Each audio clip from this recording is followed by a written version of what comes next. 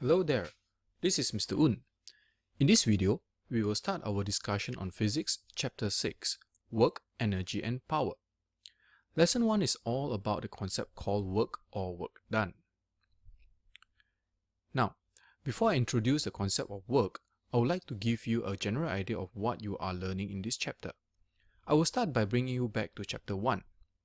In Chapter 1, we learned that physics is the study of matter and energy, and the relationships between them. In our daily lives, we always interact with other objects and other surroundings. For example, we may be walking to the nearest bus stop, kick a ball, chew our food, turn our heads, and so on and so forth. All these actions involve forces. Now, besides our awareness of forces, our experience also teaches us that somehow energy is involved. Don't you agree? You know that you need energy to walk around, to kick a ball, or even to chew food. So in this chapter, I will try my best to help you understand these concepts of work, energy, and power. The first thing you should learn is that in physics, we are interested mainly in how energy is used in a positive and productive manner.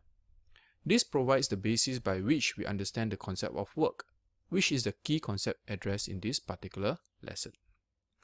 So what will you learn about work in this particular video? There are 4 key ideas that you need to learn. First, what is work or work done in physics? Second, what is not considered as work done? Third, how do we calculate work? And fourth, what is the SI unit of work? Right, now that brings us to this diagram. Let us start by asking this question. Between these two figures, 1 and 2, who is actually doing work?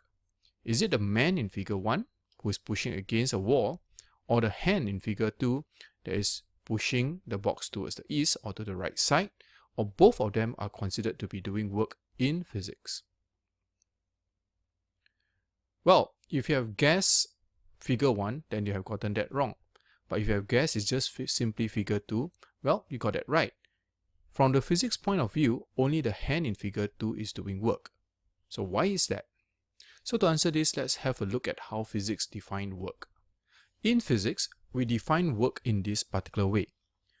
Work done by a constant force is given by the product of the applied force and the distance moved in the direction of the force. Now, if you are wondering what product means, product simply means multiplication. Okay, so in order to calculate the amount of work, we simply multiply the applied force and the distance moved in the direction of the force. So the direction of the force is also important. So let's have a look at this diagram.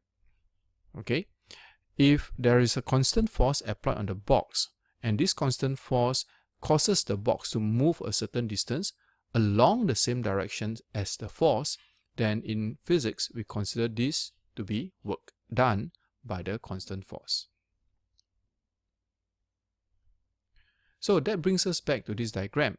Why do we consider figure 2, the hand in figure 2, to have done work? Right? Well, that is simply because the force that is applied by the hand had caused the box to move in the same direction as the force. So in other words, the force applied by the hand has caused work to be done. Right? So this is some form of productive work. However, as for the man pushing against a wall, well, we know that he is using a lot of energy, but this energy is not really productive or positive, isn't it? Why? Well, we know that the wall will not move no matter how hard the man pushes or how much energy he uses. Hence, from the physics point of view, since the force applied by the man does not cause the wall to move, no work is considered done by the man. So, from the definition of work, that gives us a formula to calculate the amount of work done. So, the formula for amount of work done is simply this. W for work done is equal to the amount of force applied multiply the distance traveled or moved by the object along the same direction as the force. The SI unit of work done is joules, and the symbol that is used for this is a capital J. So take note that this is a capital J. Right, so let's have a look at how we can apply the definition of work done to this particular problem. Now, in the diagram on the right hand side, it shows a waitress who is carrying a tray around while she is moving sideways. So the question is this: does the upward support force that she applies on this tray to keep it upright, does this upward force contribute to any work done in moving the waitress sideways? Well, if you have thought about it, the answer would be no. This support force is not contributing to any work done in moving the waitress sideways. That is simply because the direction in which she is moving and the direction of force, they are not along the same direction. Now, the next question is this. On the right hand side, this diagram shows a not so bright man trying to push a solid concrete wall. So is he doing any work? Well, if your answer is that there's no work done, then you've got that right. That's simply because the wall did not move. So no matter how much force this not so bright person pushes onto the wall, well, he's just basically wasting energy. So in physics, we consider this to be no work done. Now, the next slide basically summarizes what we understand as work and what is not work done.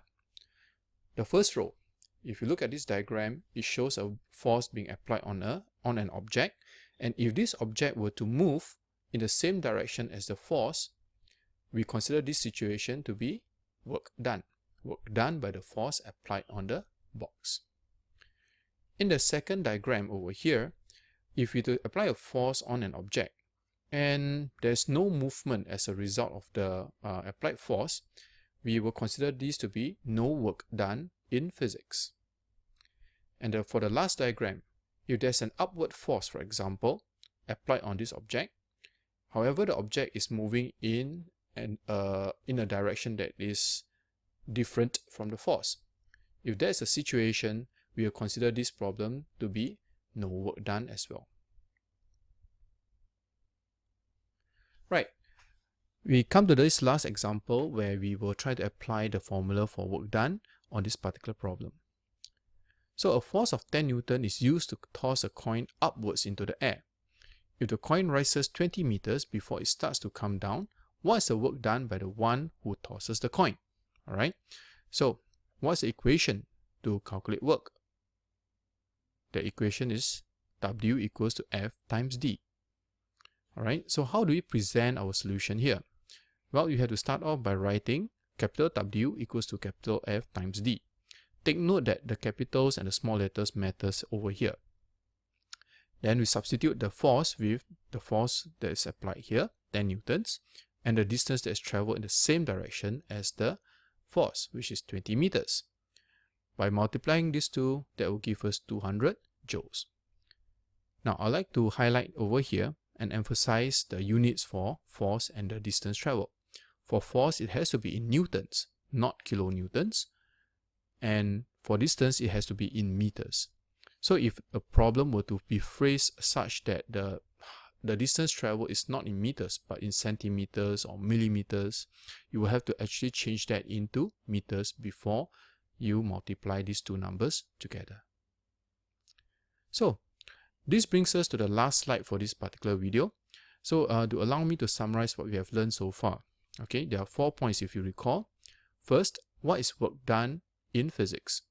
Well, in physics, we consider work to be done when the force applied on an object causes the object to move in the same direction as the force. So what is not work done? Well, if the force that is applied on an object does not produce any movement, or the object is actually moving in a direction that is different from the force applied, in physics, we consider this to be not work done. How to calculate work? Well, that is given by this formula, capital W equals to capital F times D. And finally, what is the SI unit of work? That would be joules, and the symbol for that will be a capital J. Thank you for listening.